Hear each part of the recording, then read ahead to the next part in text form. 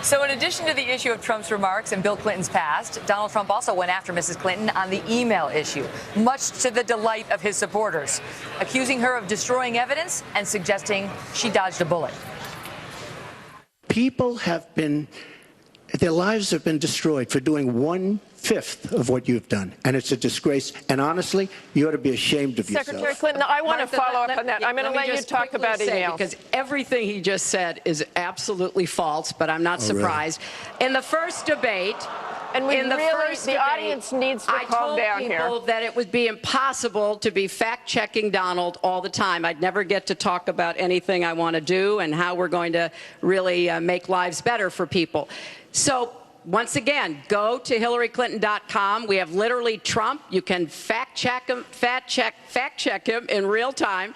Last time at the first debate, we had millions of people fact-checking, so I expect we'll have millions more fact-checking because, you know, it's just awfully good that someone with the temperament of Donald Trump is not in charge of the law in our country. Yeah, because you'd be in jail. Secretary Clinton.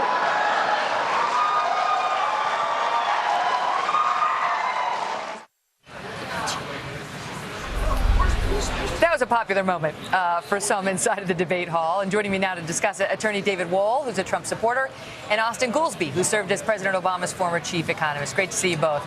So, David, as a Trump supporter, I mean, the crowd loved that line.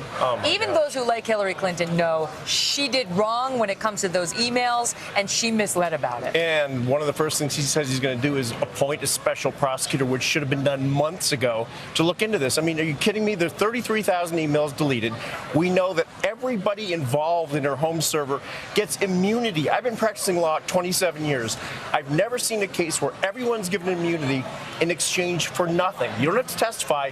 You're given immunity to kill the case against Hillary Clinton. And you get an agreement that the FBI will destroy your computer. Yeah, destroy your computer afterwards. And they destroy the cell phones that contain top secret and classified information with a sledgehammer. Bleach spit on the entire server, wiped everything out. Even God can't recover it. Outrageous, and he's going to go after her. Austan, let me ask you, because we saw a much more aggressive Donald Trump tonight. You know, he was on his heels a little on the women issue. He handled it as best he could, but then it was, I mean, he just kept going after her. You tell me whether we saw a better Donald Trump and a better performance by Donald Trump tonight. You know, I thought at several points along there he seemed a little unhinged, and I thought he'd probably not helping his case with Republican women voters. The times when he's making faces, interrupting, and then it seemed like he kind of got up and was looming over her, going to try to intimidate her. I thought at several points I will give Donald Trump credit. I did not think after the first debate that he would be able to talk about serious policy issues at any length. At several points in there, I thought there was a good discussion, a debate between them about tax policy. I thought there were the beginnings of a good discussion about some of the foreign policy. So I think he did okay for himself on that. But I really think that these issues of temperament he did not put to rest. And he was trying, you could see him just egging, just trying to get her to give some indication that she was upset or to show that she had a bad temperament, and she wouldn't take the bait. So let me ask you about that, because I think, you know, a lot of Trump supporters saw him getting in the moderators' faces like, hey, it's 3-on-1, right? Like, well, great.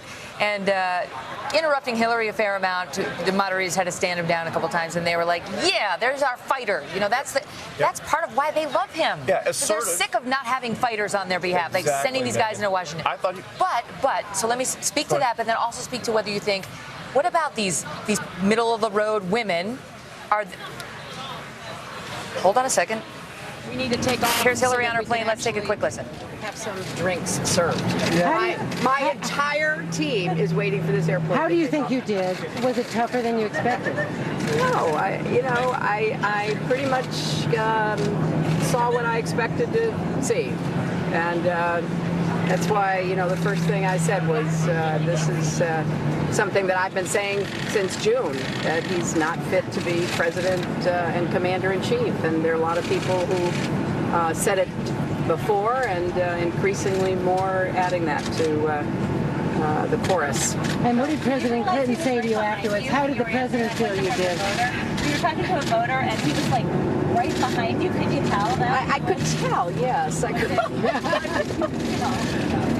Well, it was a very small space, and I tried to give him space when he was talking to people. I would go back and lean up against my stool, but he was very present. Was there Were you surprised? Were you surprised by the tone? We're going to take off, and then we're going to bring you surprised Robbie. by the tone of the debate and some of the people Donald Trump invited?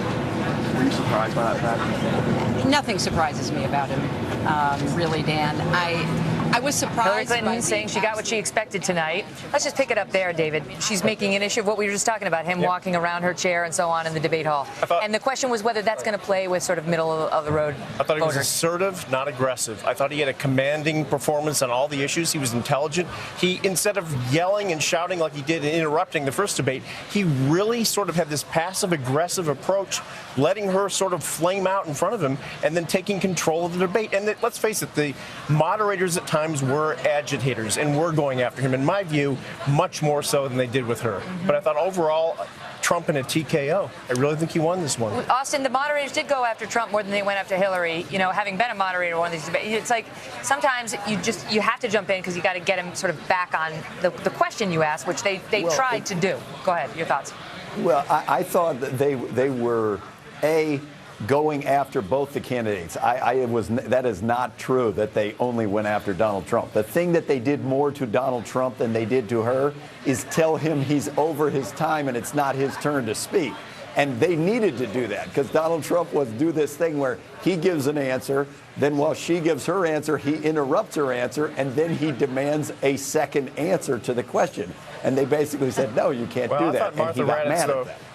I thought she had a Candy Crowley moment when she was describing why sometimes we give an indication or we telegraph our hits on ISIS before we do it. Yep. She started explaining this is how we She do was it. in the debate. Yeah, she was in the debate. She got some criticism for being in the debate. But, Great to see you Megyn, guys. Look, here's what we go ahead, have here Austin. tonight.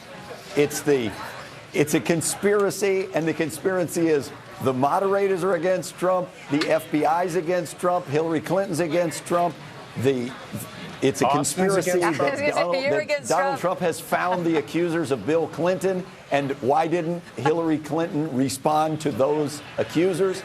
And it's just one after another to try to take the focus off of where it has been, which are Donald Trump's missteps. Which is that tape that we all saw so many times. Great to see you both. Thank you. So.